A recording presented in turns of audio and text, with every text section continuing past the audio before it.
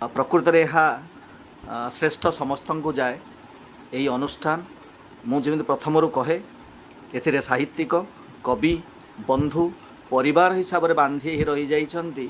तेणु सबु श्रेष्ठता सबु सम्मान सबु जो सम्मान बा श्रेष्ठ समस्ते नियंती समस्ते दुखरे भागी हुअन्ति सुखरे खुशी हुअन्ति आनंद मनाती जनक दुखरे जड़े आउ जड़े दुखी हो जाए जहाँकि कहवाक पड़ेनी कारण यह हूँ परिवार से जहाँ भी हो आमर अनुष्ठान छोट शिशुटी यही जन्म नहीं थिला निश्चित भाव खूब शीघ्र बढ़ी बढ़ी चली आहरी बढ़ वर्तमान चलुची दौड़ब एवं माराथन रे जीव ओलंपिक को जीव निश्चित भावे। तेणु ये आशा आम समस्ते रखा कारण आमर निश्चित भाव समस्त प्रिय संपादिका जो प्रथम कहते जो जो सभारे जो परिवार रे मुख्य स्वयं भगवान जगन्नाथ अच्छा जी मुख्य आसन रे प्रथम बसी जाइछन्ति। तेणु आमर कौन सी आश्वासना दरकार ना कौन सी पछक देखा दरकार ना कौन सी आशंका भी दरकार नहीं। तेणु निश्चित भाव अनुष्ठान अग्रगति कर निसंदेह। तेणु मु अनुष्ठान तरफ मो तरफ आपण समस्त को अनेक अनेक शुभेच्छा शुभकामना दे एवं आपण माने समस्ते निश्चित भाव आपण मानकर सहयोग यही रखि थांतु आहुरी अधिक करंतु आपणकर समस्त अभियोग आम पाखक आणंतु। तेणु आम आपणकर अभियोग को निश्चित भाव सादरे ग्रहण करूँ एवं निश्चित भाव से आम अनुष्ठान अग्रगति पाई एक प्रेरणा हब बोली निश्चित भाव आम ग्रहण करूँ। गुरुजन लघुजन पंडित मंडली समस्त को प्रणाम निवेदन करुच्ची कृतज्ञता ज्ञापन करुच्ची। आज गोटे विशिष्ट दिन साहित्यिक कविबंधु परिवार प्रतिष्ठा दिवस गोटे पुण्य दिवस। आज से अनुष्ठान सहित मु प्राय 2-3 वर्ष धरी जड़ित रही आपण मैंने हूँ आहरी पूर्वर जड़ित रही से जदि विराट किसी गोटे कार्य करे ना जी करे ताए आजिर समाज पाई अत्यंत उल्लेखनीय कार्यकलाप से करे। प्रति सप्ताह निरंतर जिते असुविधा थिले भी बंद नक निश्चित भाव 3टी दिन कार्यक्रम से हाथ को नहीं था 5 दिन कार्यक्रम हाथ को नहीं था 2 दिन साहित्य आलोचना चक्र थाए कविता थाए गल्प थाए अन्य विशिष्ट दिन मानक महिला दिवस अन्य दिवस मानक विशेष विशेष आलोचना चक्र मान रखि थाए। उत्कल दिवस रे सुंदर गोटे कार्यक्रम कराई जदिओ मु साहित्य दे पारे मोर अन्य असुविधा दृष्टि मुझे परे वीडियो रु देखी ताको निश्चित भाव मु तार आनंदटा अनुभव करे। तार गोटे ए साहित्य सेवा व्यतीत आ गोटे विराट कार्य से अनुष्ठान करिथाए जो द्वारा आमे एवं एठारे उपस्थित नथिबा अन्य समाजर व्यक्तिवर्ग जो माने को श्रवण करती से माने मध्य एथिपाई बहुत उपकृत होती। आजिकल समाजर जो रुग्ण दलित माने पतन हो जाइथिबा जो परी अवस्था से अवस्था विषय चिंता भी करें से अवस्था रे भागवत पाठ कार्यक्रम भगवत गीतार कार्यक्रम पूरा चलता सुंदर भाव आलोचना होता। मो समस्त कार्यक्रम रे मोर सौभाग्य योगदान करी जदि केवल मुख्य जगटी आलोचना हुआ बेलू मोर फोन हजिगला मुझे जोगदे पारि नथिली। परवर्ती समय रे किंतु प्रणति महापात्र इते सहृदया एवं एते समस्त को एकाठी बांधिबा दिगरे तांकर एभली स्नेहशील कला कौशल अच्छी जे से पुणी बहु कष्ट रे खोजाखोजी करी मोर बड़ झियो सहित किभली जोगाजोग करी किभली पुणी मोर नंबर से पाई मोर नुआ फोन को से संजोग कले बोली मु आज आपण मानक सहित टिके बसी से भागवत कार्यक्रम मु शुणी पारुछि नले मु शुणी पार नथांती। मु सेतिरे आश्चर्य होईछि कौनसी अनुष्ठान जड़े श्रोता प्रति एतिकी श्रद्धा रखती नहीं रखिबार आवश्यकता मध्य नहीं किंतु एटा ही हूँ साहित्यिक कविबंधु परिवार रे जो स्नेह संपर्क जहा कि बांधिकी रखी समस्त को ता ना से परिवार दिया जाइछि साहित्य कविबंधु परिवार अनुष्ठान दियाहेनी। तेणु से परिवार शब्दटीर जो यथार्थता प्रति मुहूर्त प्रतिपादन करा हुए ता मध्य अनुष्ठान गोटे विराट अवदान आम समस्त को ସମସ୍ତଙ୍କ ପାଇଁ ହୃଦୟ ତା ଦ୍ୱାରା ଅନେକ କଥା ଶିକ୍ଷା କରେ, ଉନ୍ନତ ହୁଏ, ସମୁଜ୍ଜଳ ହୁଏ, ଏଥିରେ ଭାବିବାର କିଛି ନାହିଁ। ଏଇ ଭାଗବତ କାର୍ଯ୍ୟକ୍ରମ ଯାହା ଚାଲିଛି, ମୁଁ ଏବଂ ଆପଣ ମାନେ ସମସ୍ତେ ଆମେ ଅନୁଭବ କରୁଥିବା ଯେ ଆମ ସହିତ ଆମର ସୌଭାଗ୍ୟକୁ ବହୁତ ଗୁଣୀ ଜ୍ଞାନୀ ପଣ୍ଡିତ ମଣ୍ଡଳୀ ଗୋପାଳ କୃଷ୍ଣ ମିଶ୍ର ପଣ୍ଡା ମହୋଦୟ ଆମ ସହିତ ଉପସ୍ଥିତ ଅଛନ୍ତି, ଭବଗ୍ରାହୀ ମିଶ୍ର ଉପସ୍ଥିତ ଅଛନ୍ତି, ପଣ୍ଡିତ ଶ୍ୟାମ ସୁନ୍ଦର ଦାସ ମହୋଦୟ ଉପସ୍ଥିତ ଅଛନ୍ତି। ଆଜି ନିରଞ୍ଜନ ସାହୁଙ୍କର ବକ୍ତବ୍ୟ ରହିଛି। ସେମାନଙ୍କର ଅପାର ଶ୍ରଦ୍ଧା, ଅପାର କରୁଣା ବଳରେ ତାଙ୍କର ଜ୍ଞାନର ଯୋଉ ଦୀପ୍ତି ସେ ସମସ୍ତଙ୍କୁ ଆଲୋକିତ କରୁଛି, ଏଥିରେ ସନ୍ଦେହ ନାହିଁ। ଏବଂ ତାହା ଆମକୁ ପ୍ରତିଦିନ ଯୋଉ ଆମେ ଶୁଣୁଛେ ତାହା ଅନ୍ୟାନ୍ୟ ସପ୍ତାହର 4 ଦିନ ମଧ୍ୟ ତାହା ହିଁ ଆମ ଭିତରେ ଅନୁରଣିତ ହଉଛି ସବୁବେଳେ। ସେ ଭାଗବତର ଯୋଉ ଅନୁଧ୍ୟାନ କରି ଦିଆଯାଉଛି ଆମ ପାଇଁ, ତାହା ମଧ୍ୟ ଗୋଟିଏ ଏଇ ସାହିତ୍ୟିକ କବି ବନ୍ଧୁ ପରିବାରର ଗୋଟେ ବିରାଟ କର୍ତ୍ତବ୍ୟ ସମାଜ ପ୍ରତି ସେମାନେ କରିପାରୁଛନ୍ତି, ଯୋଉଟା ଅନ୍ୟ କୌଣସି ସାହିତ୍ୟ ଅନୁଷ୍ଠାନ କରିବା ପାଇଁ ସାହସ କରିବେ ନାହିଁ। କଲେ ମଧ୍ୟ ଯଦି ଏତେ ଦିନ ନିରବଚ୍ଛିନ୍ନ ଭାବରେ କରିପାରିବେ ନାହିଁ, ଯୋଉଭଳି ଭାବରେ ଶୃଙ୍ଖଳିତ ଭାବରେ ନିରବଚ୍ଛିନ୍ନ ଭାବରେ କରାଯାଉଛି। ମୁଁ ସମସ୍ତ ଏହାର କୃତିତ୍ୱ ଯଦିଓ ପ୍ରଣତି କୁ ଏକୁଟିଆ ଦବାକୁ ମୁଁ ଚାହେଁ ନାହିଁ, କାରଣ ତାଙ୍କର ପରିବାରର ଅନ୍ୟାନ୍ୟ ସଦସ୍ୟ ମାନେ ଅଛନ୍ତି। ମୁଁ ମଧ୍ୟ ସେଇ ପରିବାରର ଜଣେ ସଦସ୍ୟ ବୋଲି ନିଜକୁ ଗ୍ରହଣ କରି ନିଜକୁ ଧନ୍ୟ ମନେ କରେ। ଆପଣ ମାନେ ସମସ୍ତେ ଅଛନ୍ତି, ସମସ୍ତଙ୍କର ସେଥିରେ ସହଯୋଗିତା ସହଭାଗିତା ରହୁଛି। ଏବଂ ଆମମାନଙ୍କ ଭିତରେ ଆଜିର ଏ ପ୍ରତିଷ୍ଠା ଦିବସରେ ମୁଁ ଆଶା କରିବି ଆମେ ସମସ୍ତେ ଏଇଭଳି ଏକତ୍ରିତ ଭାବରେ ସହଯୋଗୀ ମନୋଭାବ ନେଇ ପରସ୍ପରକୁ ସ୍ନେହ ଶ୍ରଦ୍ଧା ସଦିଚ୍ଛା ଜ୍ଞାପନ କରି ଏଭଳି ଭାବରେ ଏହାର କାର୍ଯ୍ୟକ୍ରମକୁ ଆଗେଇ ନେଲେ ନିଶ୍ଚିତ ଭାବରେ ଦିନେ ଏହା କେବଳ ଓଡିଶାରେ ନୁହେଁ, ଭାରତରେ ବିଶ୍ଵରେ ମଧ୍ୟ ତାର ଖ୍ୟାତି ସଞ୍ଚାରିତ ହବ, ଏଥିରେ ସନ୍ଦେହ ନାହିଁ। କାରଣ ଆମେରିକାରୁ ମଧ୍ୟ ଆମ ସହିତ ଶ୍ରୋତା ମାନେ ରହିଛନ୍ତି। ସେମାନଙ୍କର ବି ବହୁତ ଶ୍ରଦ୍ଧା ଏବଂ ସେମାନେ ସମୟ ପାଇଲା କ୍ଷଣି ଯୋଡି ହୁଅନ୍ତି। କିଛି ଛୋଟ କଥା ନୁହେଁ ଏଇଟା। ତେଣୁ ଏଇ ସବୁ ଦୃଷ୍ଟିରୁ ଆଜିର ଦିବସଟି ଅତ୍ୟନ୍ତ ତାତ୍ପର୍ଯ୍ୟପୂର୍ଣ୍ଣ। ମୁଁ ଆପଣ ମାନଙ୍କୁ ସମସ୍ତଙ୍କୁ ମୋର ଅନ୍ତରର ସଦିଚ୍ଛା ସ୍ନେହ ଗଭୀରତମ ପ୍ରଦେଶରୁ ଜ୍ଞାପନ କରୁଛି। ସମସ୍ତେ ସମସ୍ତଙ୍କର ଶରୀର ସୁସ୍ଥ ଥାଉ, ସମସ୍ତଙ୍କର ସର୍ବବିଧ ମଙ୍ଗଳ ହେଉ, ସମସ୍ତେ ସମସ୍ତଙ୍କର ଆୟୁ ବୃଦ୍ଧି ହେଉ, ଯଶ ଖ୍ୟାତି ସମସ୍ତେ ସଦସ୍ୟ ମାନଙ୍କୁ ମିଳୁଥାଉ ଏବଂ ସମସ୍ତେ ସୁଖରେ ଥାନ୍ତୁ। ଭଗବାନ ସମସ୍ତଙ୍କୁ ମଙ୍ଗଳରେ ରଖନ୍ତୁ। ସର୍ବେ ଭବନ୍ତୁ ସୁଖିନଃ, ସର୍ବେ ସନ୍ତୁ ନିରାମୟା, ସର୍ବେ ଭଦ୍ରାଣୀ ପଶ୍ୟନ୍ତୁ ମା କଶ୍ଚିତ୍ ଦୁଃଖ ଭାଗ୍ ଭବେତ୍। ହରି ଓମ୍ ତତ୍ସତ୍, ହରି ଓମ୍ ତତ୍ସତ୍, ହରି ଓମ୍ ତତ୍ସତ୍। ଆଜି ଗୋଟେ ଆମର ପାଇଁ ବହୁତ ଖୁସିର କଥା, ଆନନ୍ଦର କଥା ଯେ ସାହିତ୍ୟିକ କବି ବନ୍ଧୁ ପରିବାର ଆଜି ପ୍ରତିଷ୍ଠା ଦିବସ। ଆଜିର ଏହି ଶୁଭ ଲଗ୍ନରେ, ଏହି ପ୍ରତିଷ୍ଠା ଦିବସ ଅବସରରେ ସମସ୍ତଙ୍କୁ ମୋର ନମସ୍କାର, ଜୁହାର, ପ୍ରଣିପାତ ଜଣାଉଛି। ଯେ ଆପଣମାନଙ୍କର ସାହାଯ୍ୟ ସହଯୋଗରେ ସଦିଚ୍ଛାରେ ଏତେ ଗୁଣୀ ଜ୍ଞାନୀ ବିଜ୍ଞ ଲୋକଙ୍କର ଗହଣରେ ଆମର ଅନୁଷ୍ଠାନ ଆଗେଇ ଚାଲିଛି। ପ୍ରତି ଶନିବାର ଦିନ ଏକପଦି ଆସର, ଯେଉଁଥିରେ କି ଆମର ଓଡ଼ିଶା କାହିଁକି ଓଡ଼ିଶା ବାହାରୁ ବି କବି କବୟିତ୍ରୀ ସେଥିରେ ସଂଶ୍ଳିଷ୍ଟ ରହିଛନ୍ତି।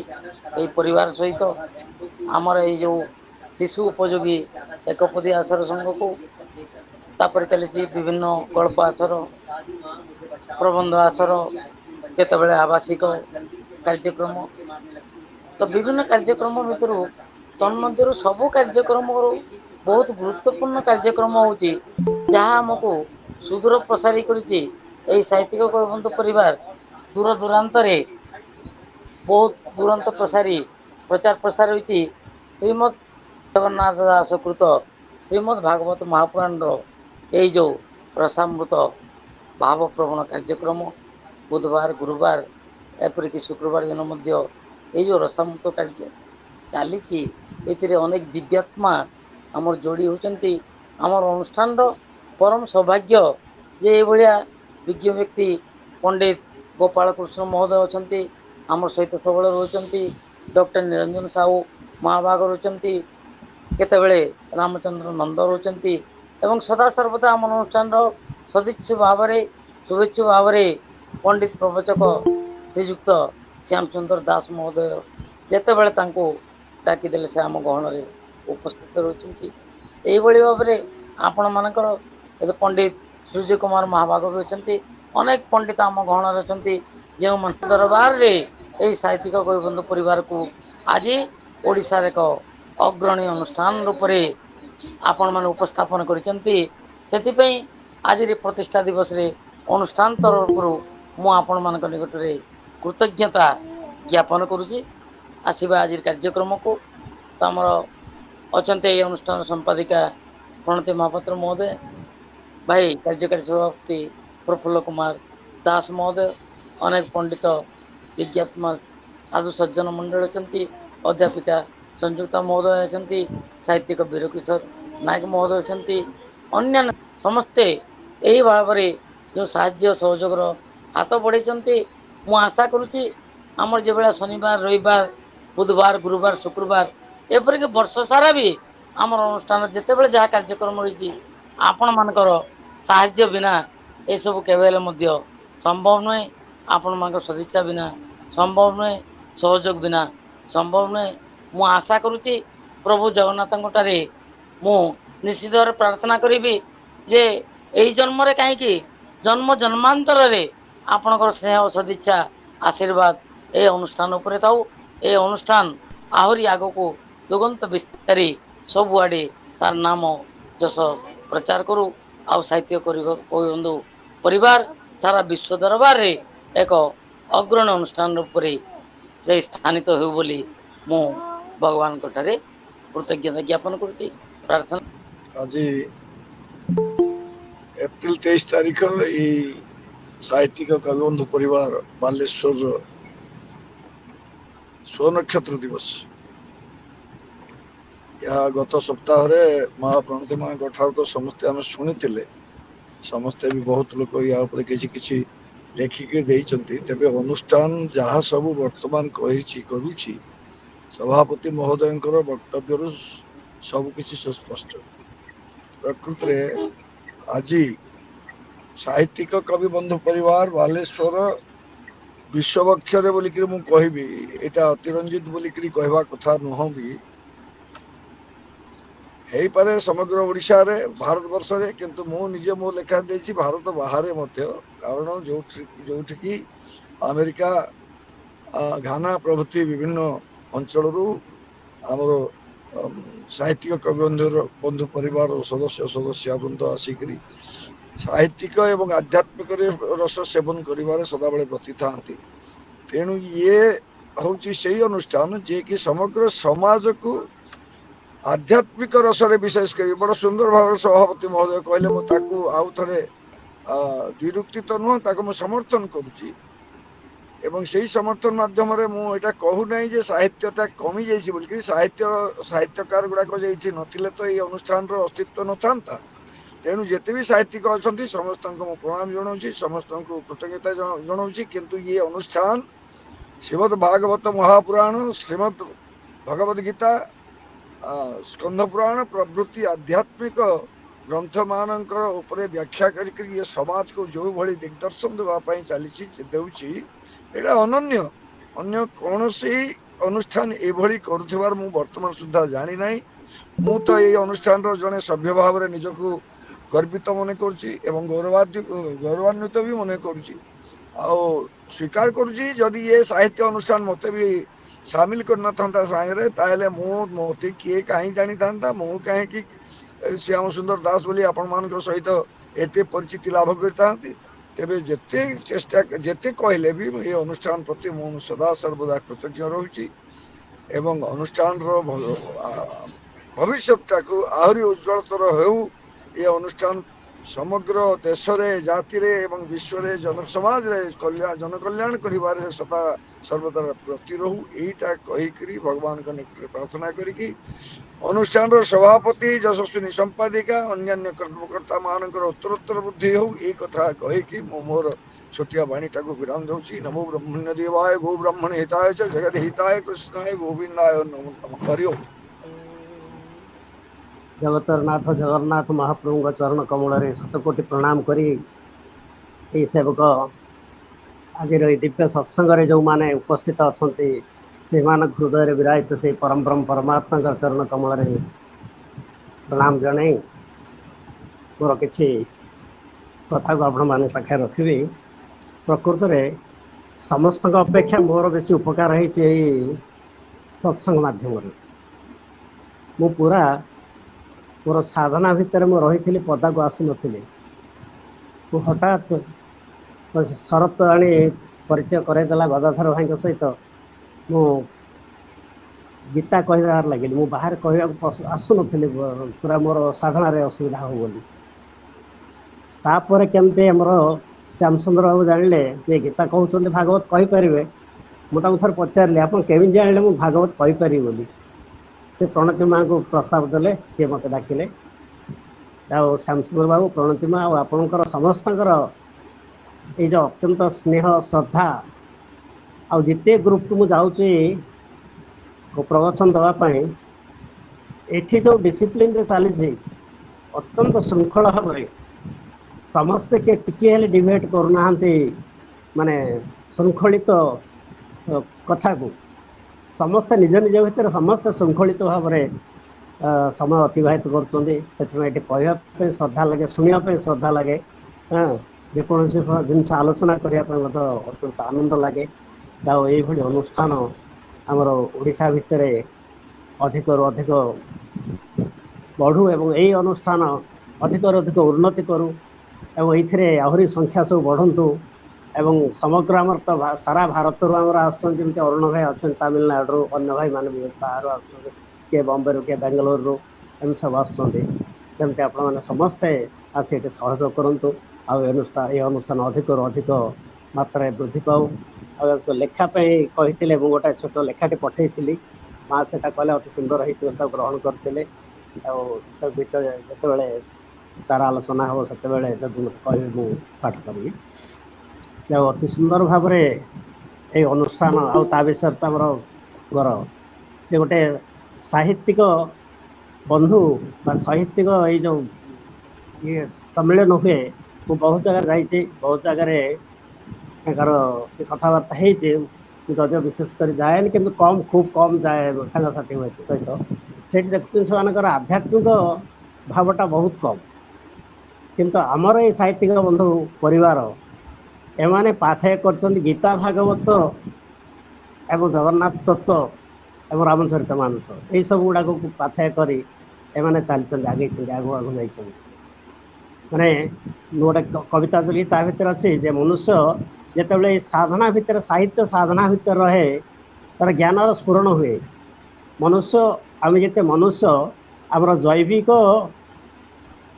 जो परिपूर्ण वर्धन हवा कथा से परिपूर्ण हो सारी जो बायोलोजिकल एवोल्यूशन आमर संपूर्ण हो समस्त महापुरुष मैंने कहते मनुष्य पाखे केवल तार आध्यात्मिक परिस्फुट परिस्फुरण हबार आवश्यक अच्छी कि तार बायोलोजिकल डेवलपमेंट आवश्यक नहीं एवं आमर ये जो साहित्यिक आलोचना मध्यम आपणकर ज्ञान स्फुरण हो ज्ञान स्फुरण ना क्या कवि हो पार नहीं आप समस्त प्राय कविता लिखिपारती से हूँ ज्ञान स्फुरण उदाहरण एवं ताको आपण आगू आगू नहीं डिसिप्लिन आप केमती हो गले आध्यात्मिक मार्ग जीवार से आध्यात्मिक मार्ग को जाई न था केवल साहित्यिक भितर रही था बोले साहित्यिक मानकर विशेष भाव में क्षमा करें मुझे सत कथा कहीदे समस्त प्राय अहंकारी हाँ जे जड़े जनकर कविता को सहाय कर से भाई मो कविता भल हो भल लिखी कि आपण मैंने से अहंकार टाक छाड़ी गर्वटा को छाड़ी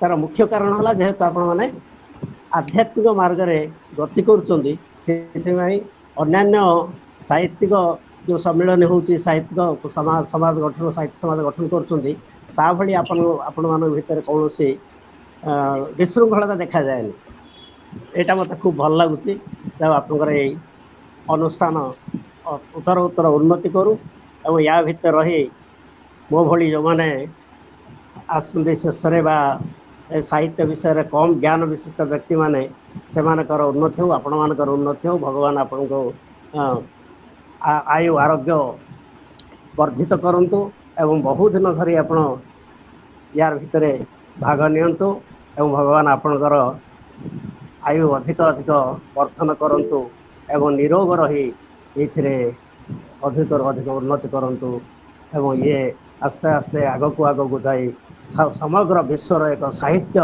ଅନୁଷ୍ଠାନ ଭାବରେ ସବୁ ଜାଗାରେ ପରିଚିତ ହଉ, ଇଏ ମୋର ଜଗନ୍ନାଥଙ୍କ ପାଖରେ ପ୍ରାର୍ଥନା ଏବଂ କାମନା। ହରି ଓମ୍ ତତ୍ସତ୍। ପବିତ୍ର ଦିବସରେ ଅଧିକ କିଛି କହିବିନି ଅପା, କେବଳ ଠାକୁରଙ୍କୁ ଏତିକି ଡାକିବି ଯେ ଆପଣ ମାନଙ୍କ ଭଳିଆ ସମସ୍ତଙ୍କ ଭଳିଆ ମତେ ବି ଟିକେ ସୁଯୋଗ ଦେଇଥାନ୍ତୁ ଏଇ ଅନୁଷ୍ଠାନରେ ଜଡିତ ହେଇ ରହିଥିବା ଲାଗି। ଜୟ ଜଗନ୍ନାଥ। ସମସ୍ତଙ୍କର ଆଶୀର୍ବାଦରେ ଆଜିର ମୋର ଭକ୍ତି ଅଧ୍ୟ ଦେବା ଲାଗି ଯାଉଛି।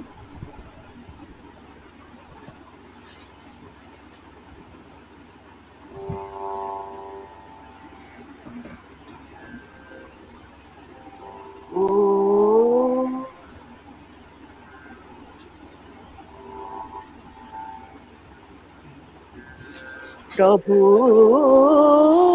हे प्रभु हे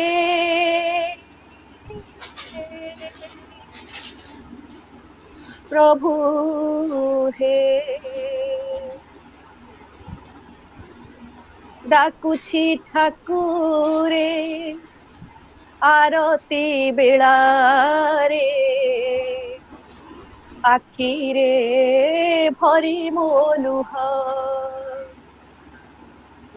देवी उपहार अंजलि भरी देवी उपहार अंजलि भरी मोबुकु तलर कुह मोबुकु तलर कुह डाकुछि ठाकुरे आरती बेलारे आखिरे भरी मोलुह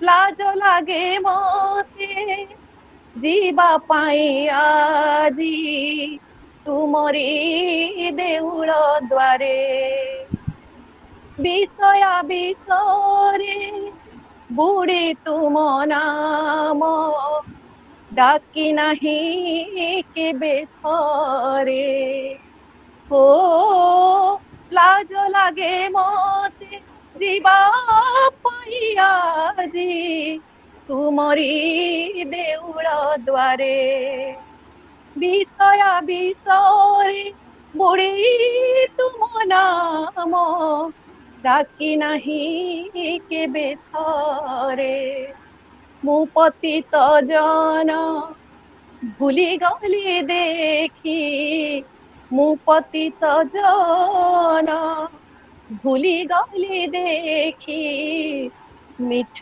दुनियार मोह डाकुछि ठाकुरे आरती बेलारे आखिरे भरी मोलुह आखिरे भरी मोलुह मथा परे मोर कलंकर भार मथा मो जाउछि नई से कलंक मोर पोछि दियो प्रभु तुमरी आशीष देई हो मथा परे मोर कलंकर भार मथा मो जाउछि नई से कलंक मोर पोछि दियो प्रभु तुमरी आशीष देई संतान जदि पथ हरा हुए संतान जदि पथ हरा हुए से कि आपणार नुह डाकुछि ठाकुरे आरती बेलारे आखिरे भरी मोलुह देवी उपहार अंजलि भरी देवी उपहार अंजलि भरी मोबुकु तलर कोह मोबुकु तलर कोह मोबुकु तलर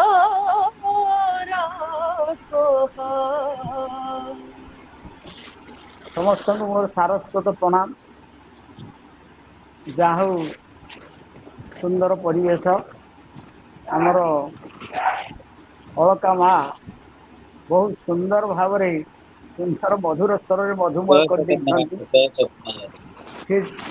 जो प्रकार सुंदर भाव निवेदनात्मक जो भजन को भगवान को पाखे निवेदन कर नयना दलदस्रु धारया बदन गदगद रुद्धया गिरा आखिर लुह बोई जाऊ कंठ गदगद हो जाऊ देहरे रोमांच सृष्टि हो ठाकुर को जो प्रकार निवेदन कर डाकी से प्रभु आपे आपे आसिक आम पाखे पहुँची बहुत सुंदर कविता ए संगीत जा हो आउ गोटे कथा यही साहित्यिक कवि बंधु परिवार जो कवि बंधु परिवार सुंदर सब शब्द योजना साहित्यिक कवि बंधु परिवार सब शब्द गुड़िक से साहित्यिक सहित भाव साहित्य जे हित साधन कर जो जे हित साधन करे से साहित्य जे कल्याण साधन करे से साहित्य जहाँ द्वारा पूर्णता प्राप्ति हुए से साहित्य आ कवितार अंतर्चेतनार भाव को से परिप्रकाश करे जड़े कवि हृदय भीतर जो अंतर्चेतनार जो भाव को से परिप्रकाश करता लेखनी तेणु साहित्यिक कवि तार बंधु समस्त बंधु नथिले ए संसार रास्तार आम बाट चली पारिबा नाही सप्त पदे ही मित्रता कालिदास कही सात पाद जदि चलिकी आम एकाठी सांग होइकी जीवा ताले मित्रता स्थापन हुए आजिकल से अभाव हो जाए से संपर्कटा अभाव हो जाए मोबाइल रे समस्ते मनोनिवेश कर कथबार्ता करने को कहार समय ना तेणु ये जो बंधु परिवार भाया बंधु मान को डाकी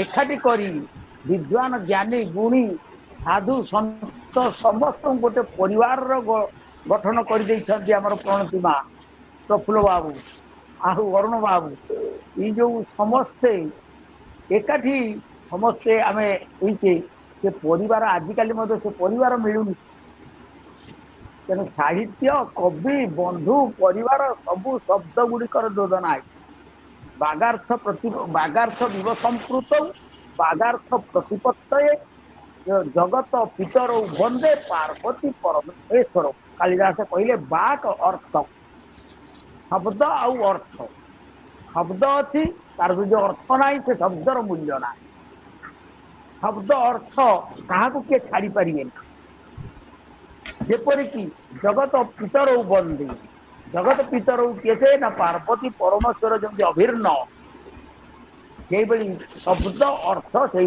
अभिन्न तेणु ये जिते साहित्यिक कवि बंधु परिवार रे आम देखु उपस्थित रहउछंती जो मानकर मुखर बाहर शब्दर विन्यास शब्दर माधुर्य अर्थर लालित्य इतने सुंदर से कविता कहिबार शैली आचरण उच्चारण बहुत भल लगे जो कथाटा भाईना आमर कहते आजिकल स्वार्थपर सहते हो गले स्वार्थपर हो सब भांगी जाऊँ सब भांगी परिवार भांगी स्वार्थ थे परिवार भांगला प्रतिपत्ति गर्व मु अहंकर्ता बोली कहले परिवार भांगीगला तेणुक यही गोतिक ये ना तेणु मु स्वागत जनाऊँ धन्यवाद जनाऊँ कृतज्ञता जनाऊँ साधुवाद जनाऊँ समस्ते यही भाव यही आमर आहरी टी जो दी पाद आगे जाइए कहते आध्यात्मिक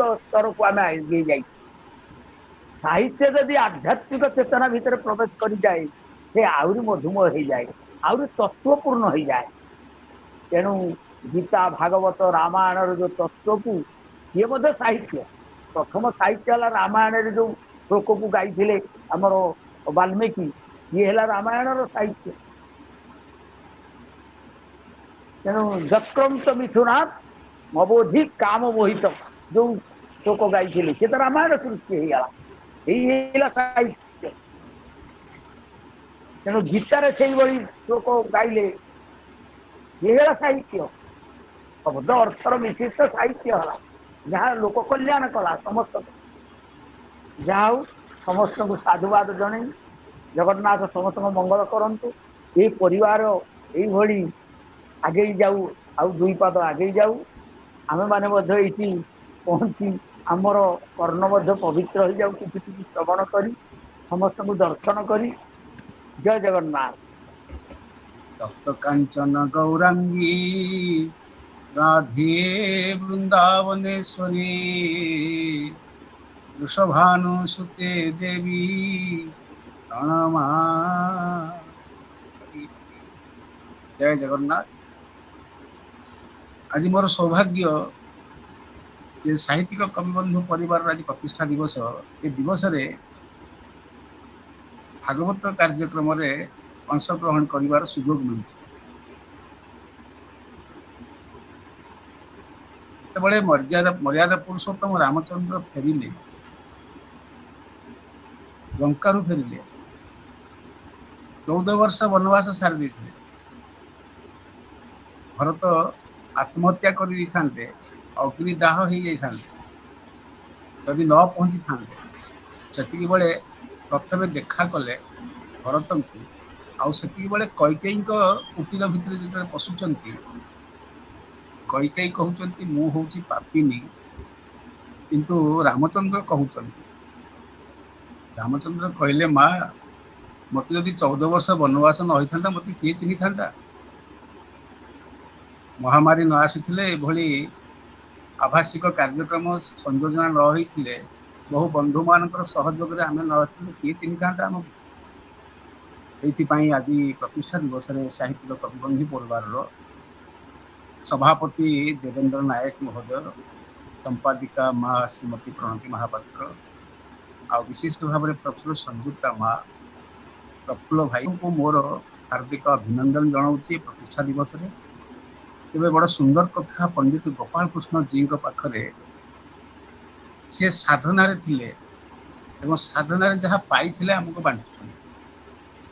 ବାସ୍ତବରେ ସବୁ କଥା ସାଧନା ଗୁଡ଼ିକ ଗଚ୍ଛିତ ହେଇକି ରହିଲେ ସିଏ ମୋକ୍ଷ ପାଇବେ, କିନ୍ତୁ ସାହିତ୍ୟିକ କବିବନ୍ଧୁ ପରିବାରରେ ସେ ଆମକୁ ମୁଖ୍ୟ କରିଦେଉଛନ୍ତି।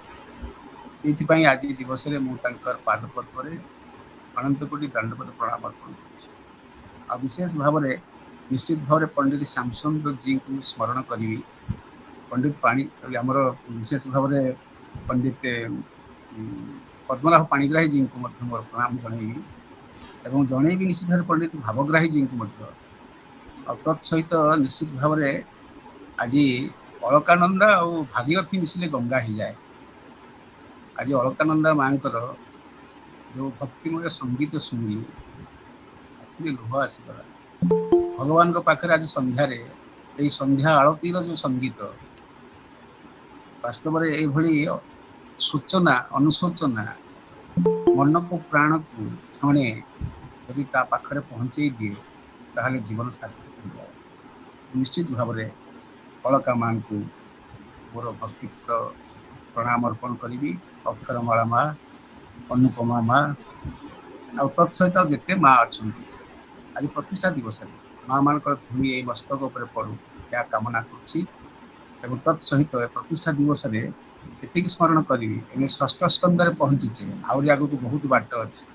ଶ୍ରୀମଦ୍ ଭାଗବତ ମହାପୁରାଣରେ ଏ ଅବକାଶରେ ବ୍ୟାସଦେବ ଗୋଟିଏ ଧାଡ଼ି କହିଛନ୍ତି, ଅଷ୍ଟାଦଶ ପୁରାଣାନି ବ୍ୟାସସ୍ୟ ବଚନ ଦ୍ୱୟମ୍।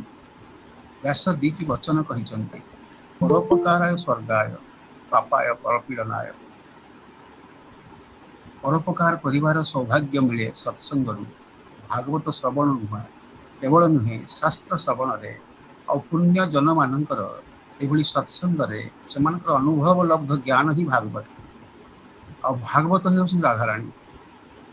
କାରଣ ଆପଣମାନେ ଜାଣନ୍ତି ବିଶେଷ ଭାବରେ ଆଜି ତ ବିରାଟ ଅଧ୍ୟାୟ ଅଛି, ତେବେ ବଡ଼ ଭାବୁକ ଅବସ୍ଥା ହେଇଯାଉଛି ଏଭଳି ଗୋଟେ ପ୍ରତିଷ୍ଠା ଦିବସର ଅବକାଶରେ ଆଉ ଭକ୍ତି ସଙ୍ଗୀତ ଶୁଣିଲା ପରେ।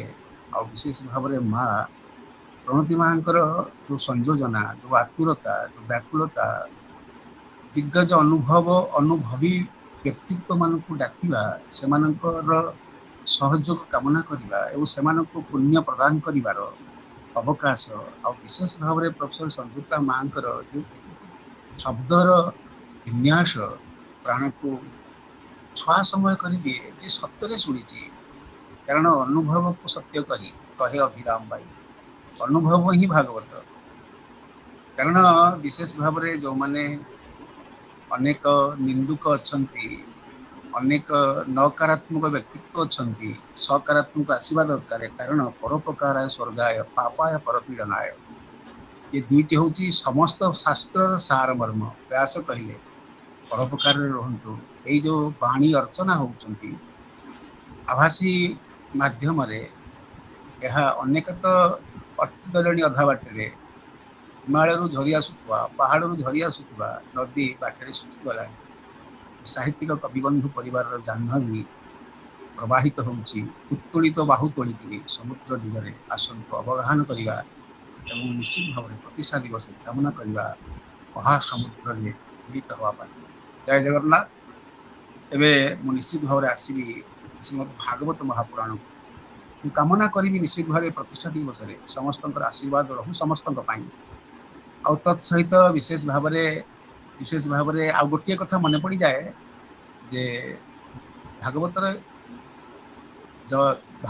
कथा कहला बेले खाली तो बही देखिले तो भागवत कही हुए ना ये प्रस्तुति होगा पड़े न बुझी कथा को बुझापी प्रयास करिया पड़े एवं ता सहित सप्लीमेंट होता कथा गुड़िक कौन अच्छी देखा पड़ी था कारण मु कहूनी से कहूँ से मो भितर अच्छी क्या पेच ई से कहूँ मुझे योग्य होगी मु योग्य हवा को आहरी चाहूँगी ये कथा भगवान चाहती आप योग्य होती सुंदर सुललित कंठ मुझे ते से कंठरे गीत गा पंचम स्वर गा केवल नुहे सप्त स्वर गीत गा सप्त स्वर भागवत कह सप्त स्वर समस्त सहित आप कही जा आज दिवस आज मोर कामना एवं मुझे आसबि भागवत विशेष भाव में नारायण नमस्कृत्यं नरं चैव नरोत्तमं देवीं सरस्वतीं व्यासं तत्त्वजयमुदीरये मूकं करोति वाचालं पङ्गुलङ्घयते गिरिं यत्कृपां तमहं वन्दे परमानन्दमाधव निगमकल्पतरोर्गलितं फलं शुकमुखाद अमृतं द्रव संयुतं पीबत भागवतं रसमालयं मुहुरहो रसिका। जय जगन्नाथ। ओम नमो भगवते वासुदेवाय। आमे श्रीमद् भागवत महापुराण षष्ठ स्कंद को जाऊँ आ गोटे अध्याय सरीगले आमे विशेष भाव में षष्ठ स्कंद शेष करवा सप्तम अध्याय सप्तम स्कंद को जीवा ये जो अध्यायटी अच्छी अष्टादश अध्याय ये अध्यायटी टिके भल भाव शुणा दरकार आपण मैंने जानते विशेष भाव में जितेबाला ब्रह्मा जितेबाला बृहस्पति प्रयोजन पड़ा से बेले विश्वरूप को निर्वाचन करागला एवं विश्वरूप को इंद्र बद्ध करने पर कारण इंद्र कामना जे इंद्र पद कुआड़े पलैबनी तो विश्वरूप को बद्ध कर सारा द्रष्टा ऋषि तपस्या जन्म होती पुत्र एवं यू आरंभ होती द्वितीय अदिति कथा दीप्ति पुत्र ये तो यज्ञ आरंभ होती यज्ञ सृष्टि होती आर पूर्वजन्मर कथा आपण मैंने शुणी पूर्व जन्म से आसुचंती विशेष भाव में वृत्रंकर चित्रकेतु भाव में आसुचंती वृत्रंकर पूर्व जन्म चित्रकेतु ये चित्रकेतुंकर स्त्री होउचंती कृतद्युति ए कृतद्युतिंकर विशेष भाव में चित्रकेतुंकर होउचंती 10 नियुत राणी 10 नियुत राणी भितर गोटे छुआ है ना संतान है ना आसिक पहुँचले विशेष करी नारद महर्षि आसिक पहुँचले नारद महर्षि एवं अंगिरा ऋषि पुत्रटी प्रदान कले कि पुत्रटी गर्भरे नष्ट है पुत्रटी जन्म है अन्य राणी माने विद्वेष करके मारिदेले। आज्ञा जो काम क्रोध लोभ मोह मद माश्चर्य ईर्षा ईर्षा से पुत्रटी चलीगला। व्याकुल हेले पुत्रटी जो मरीगला व्याकुल हेले चित्रकेतु देखले चित्रकेतु को दर्शन करने पड़ा। चित्रकेतु कहला तुम्हें किए तुमको चिन्ह ना मृत्यु पूर्व मृत्यु पर मृत्यु जन्म थिबा अर्थात जीवन थिबा अवस्था ये तीन कथा को बुझेदेला। एवं विशेष भाव में चित्रकेतुंकर माँ पार्वती प्रति एभली कारण मनीष भितर धन जोर हो गले मनीष भितर ज्ञान जोर हो गले मनीष भितर प्रशंसा जदि अजाड़ी पकाती ताहले ता भितर एभली गोटे गुण गोटे कुगुण कुवृत्ति आरंभ हो जाए। से ही कुप्रवृत्ति बा अहं प्रवृत्ति जो चित्रकेतुंकर विनाश घटुची एवं आसुचंत वृत्तासुर खुशी होकर कहते आज्ञा दीतिमा कथा पढ़ुची आम जो कथा कही प्रथम रू परोपकार स्वर्गाय निश्चित भाव में पापाय परपीड़नाय पाप कले परपीड़ा कले पाप अर्जन हुए आज्ञा किंतु से कथा कहला बेले कही खुशी होकर कहते किए सुखदेव जी महाराज कहते आनंदे शुण परीक्षित परीक्षित शुण मु कौन वर्णना करुची कौन कहले कहले सविता पत्नी पुष्णी होई सविता पत्नी होउछन्ती पुष्णी पुष्णी गर्भ कथा आलोचना हम अष्टम अध्याय अष्टम स्कंद बड़ ए सविता पत्नी पुष्णी होई कौन कले पुष्णी व्याहृति और सावित्री तीन ये तीन होउछन्ती तीन भौणी ताहार ना सवितांकर पत्नी भाव में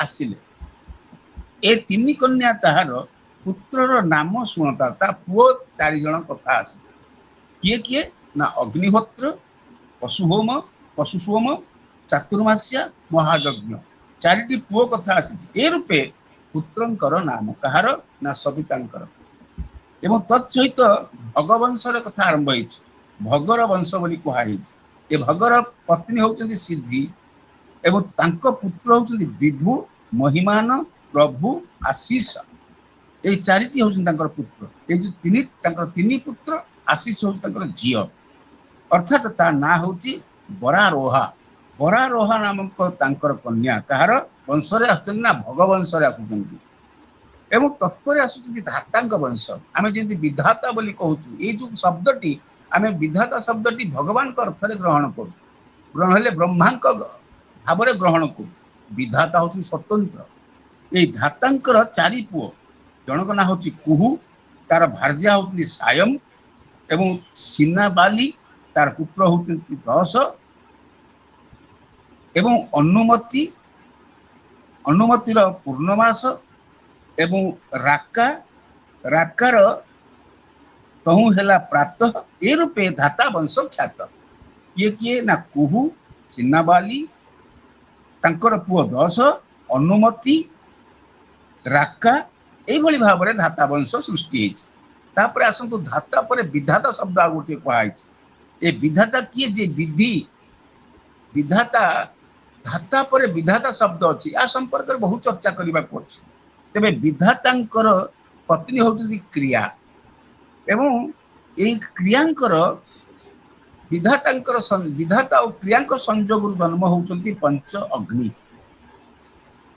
ये पंच अग्नि 5 भितर आसुचंती किए वरुण तांकर भार्या होउचंती चरक्षणी एवं तांको ठारू जन्म होउचंती भृगु ऋषि एवं भृगु ऋषि व्यतीत आउ गोटे कथा वरुण व्यतीत कहाँ करना विधातांकर जो क्रियांक विधातांक औरसरु क्रियांक गर्भरु जन्म होउचंती जो 5 अग्नि जणे होउचंती वरुण वरुण को पाखु आसुचंती भृगु आउ जणे होउचंती वाल्मीकि वाल्मीकि होउचंती महायोगेश्वर आपण रत्नाकर प्रसंग जानिचंती किभली भाव में मरा मरा राम राम जपिकरी वाल्मीकि होइचंती वाल्मीकि जात ताहांकर ये होउचंती विधाता और क्रियांक पाखु आसुचंती वरुण देवता एवं तत्सहित आसुचंती वाल्मीकि एवं तत्सहित आसुचंती अगस्ती पुणी आसुचंती वशिष्ठ ब्राह्मण एवं वशिष्ठ आसुचंती तापर कहउचंती कुंभरु ताहांकर जन्म कुंभ ऋषि कथा आसुचंती रेवती विष्णु पुत्र जात पिप्पी किए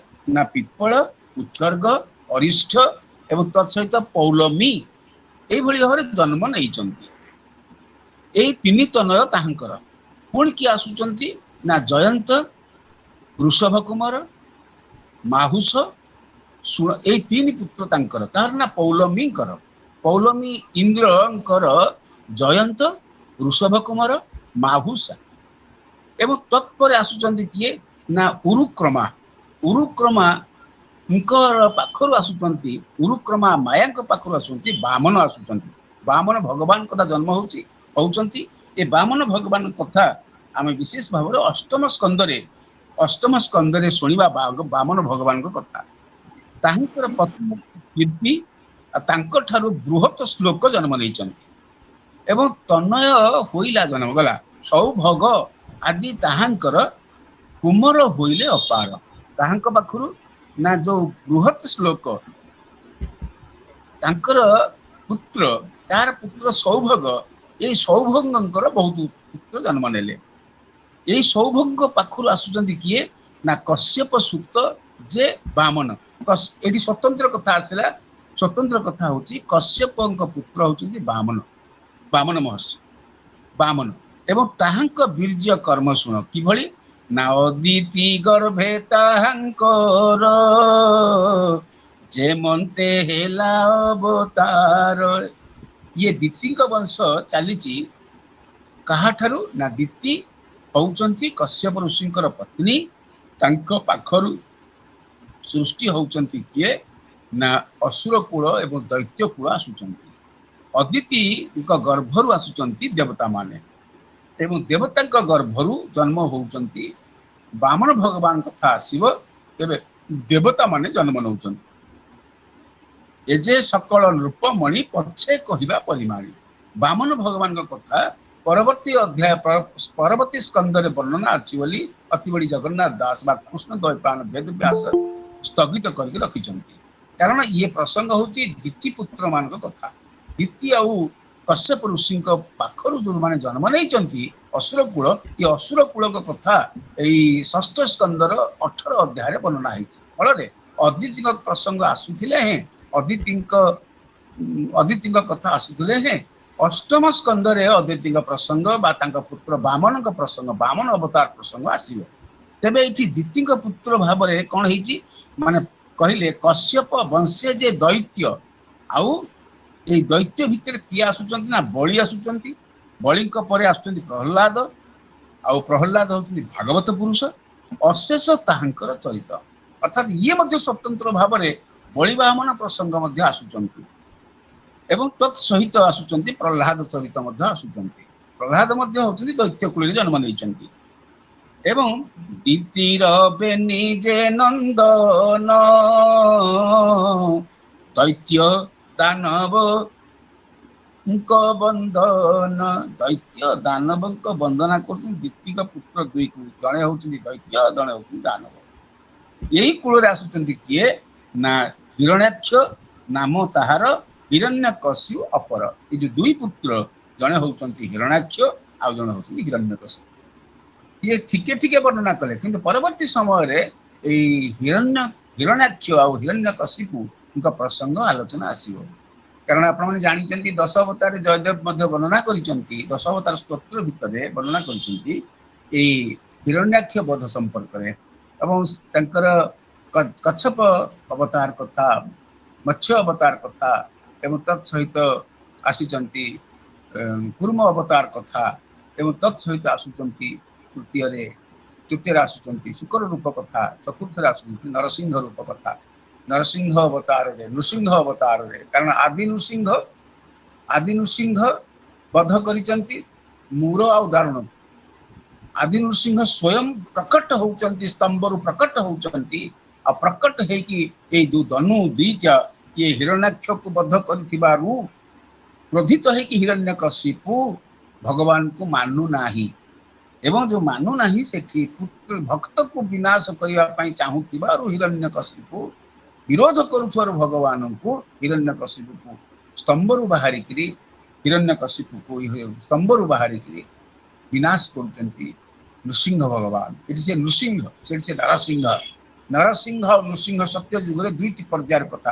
ଇଏ ସ୍ୱୟଂ ସେ ସୃଷ୍ଟି ହେଇଛନ୍ତି। ଅବତାର ଭିତରେ ଚତୁର୍ଥ ଅବତାରରେ ନୃସିଂହ ଆସୁଛନ୍ତି।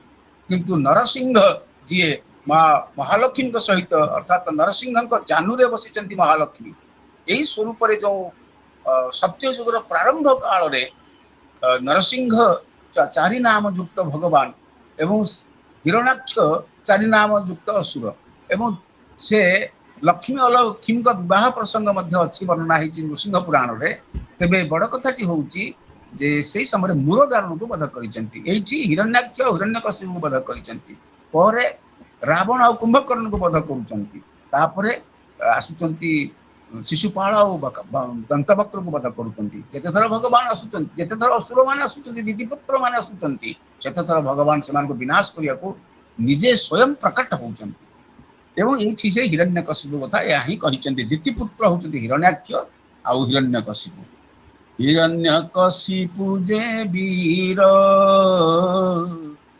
अयाधु नामे पत्नी तार ए स्वतंत्र भाव वर्णना अच्छी अलग स्कंद रे तेबे हिरण्यकशिपुर स्त्री होची कयाधु आउ तार गोटे झियो से झियो ना होची जंभ जंभर बोली कहा हैची ता माने हिरण्यकशिपुर पत्नी होची कयाधु कयाधुंकर कन्या होचंती जंभर एवं प्रसव कला चारि सूत ये जो कयाधु ये जो जंभर कन्या ए सॉरी हिरण्यकशिपु जे वीर कयाधु नामे पत्नी तार जंभर कन्या जे जुगते ता झियो ना होची जंभर किंतु ए हिरण्यकशिपु आ कयाधुंक पाखरु जन्म होउचंती चारिटी पुओ जणे होउचंती सल्लाद जणे होउचंती अनुलाद आ जणे होती प्रह्लाद आ जणे होसी ह्लाद एभली चारिटी पुओ जन्म होइचंती हिरण्यकशिपुक पाखरु समस्त होउचंती दैत्य जणे होउचंती भगवत परायण भागवत पुरुष जहाँ भागवत रे वर्णना पूर्व कर दिया जाइए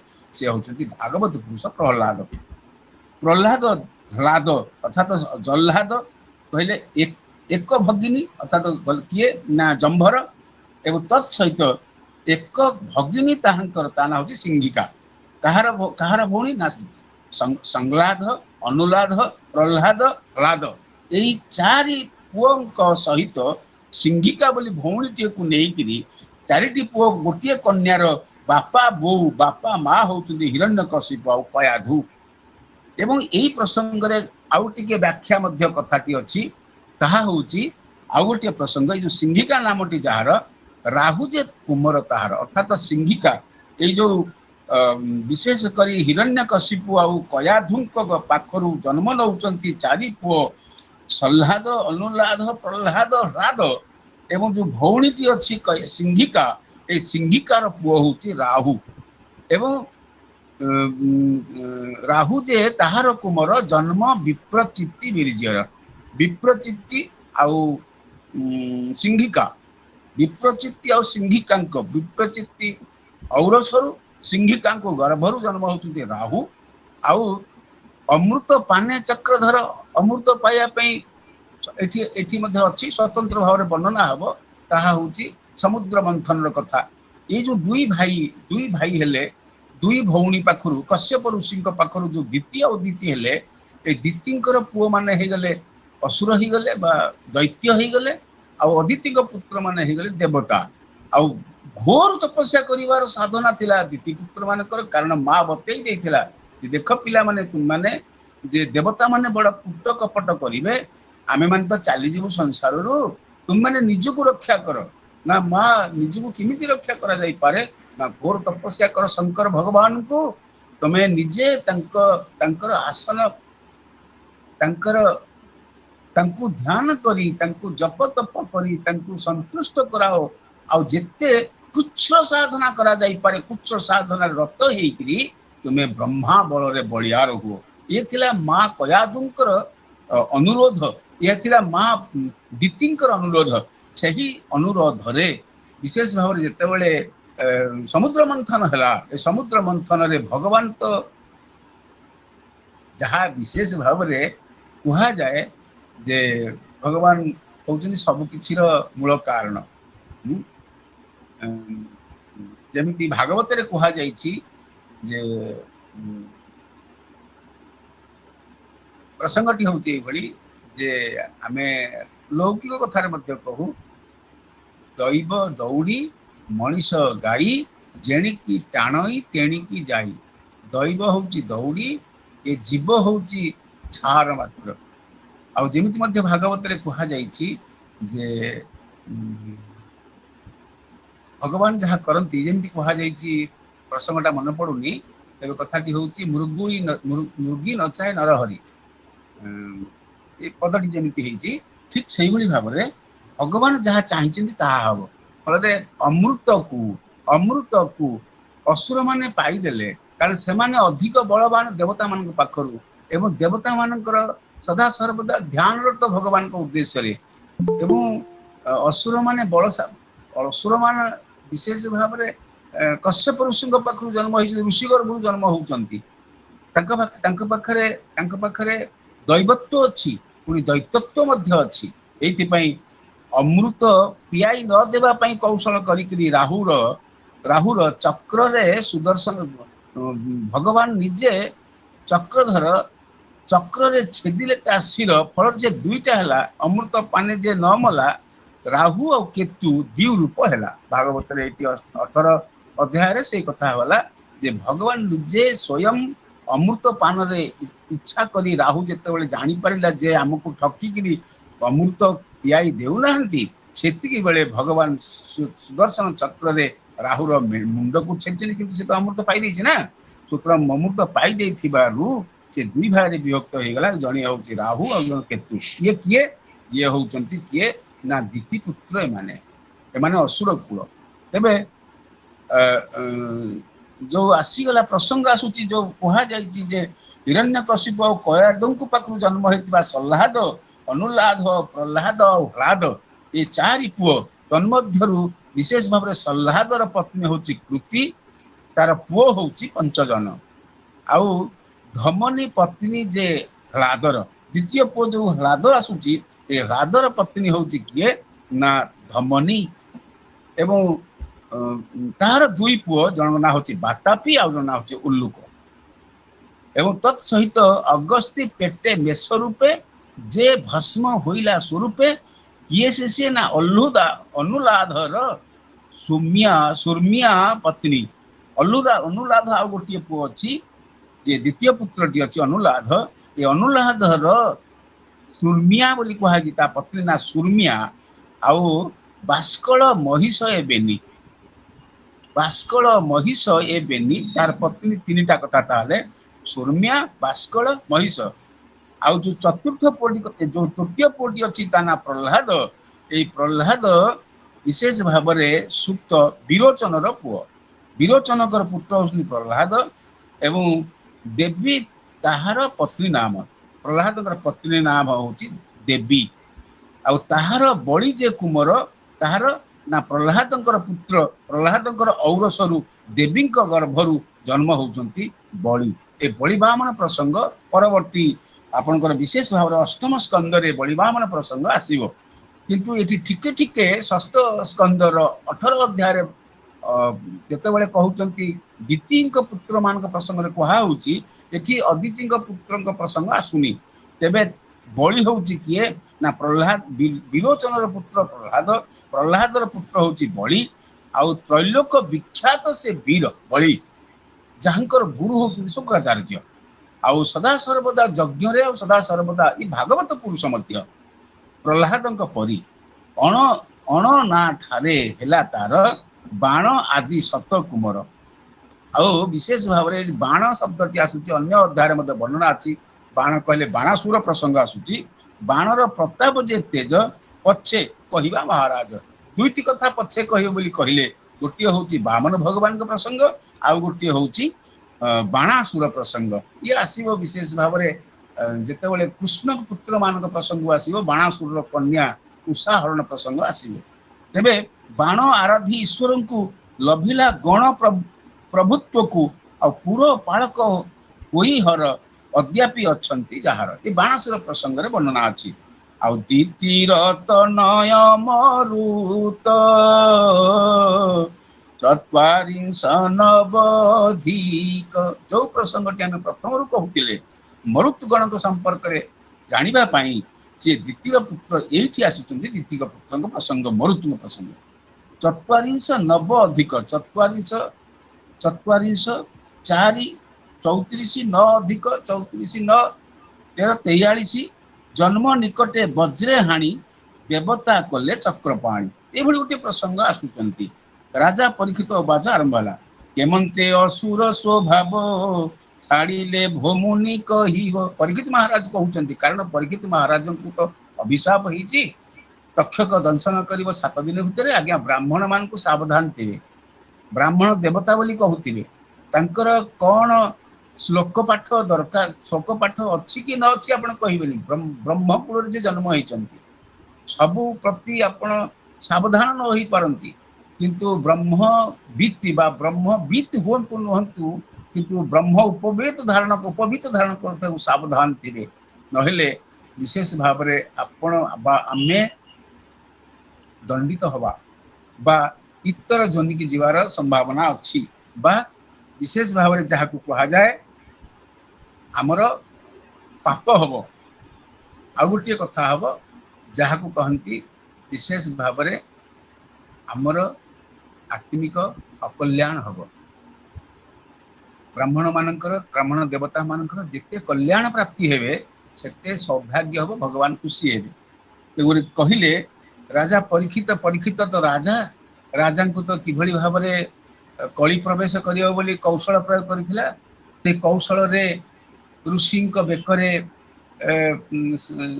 ମୃତବତ ସାପକୁ ଗଳେଇବା ଫଳରେ ତାଙ୍କ ପୁତ୍ର ଅଭିଶାପ ଦେଇଥିଲା। 7 ଦିନରେ ତକ୍ଷକ ଦଂଶନ କରିବ ଯିଏ ଶଶା ଗରାଧର ରାଜା। ଏଇଥିପାଇଁ ତ ଭଗବାନ ସେ ଦିନ ଠାରୁ, କୋଉଠାରୁ ନା ନିତ୍ୟ ଗୋଲୋକରୁ